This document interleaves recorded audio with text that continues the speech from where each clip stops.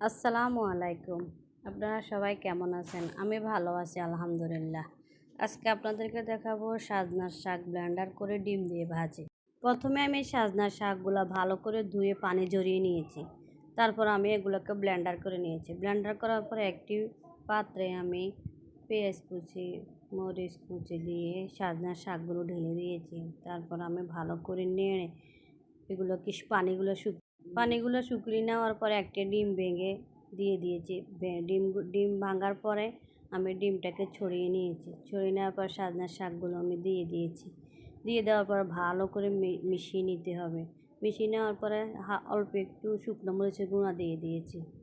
হয়ে গেছে আমার সাজনার শাক ডিম দিয়ে ভাজি। আসসালামু আলাইকুম।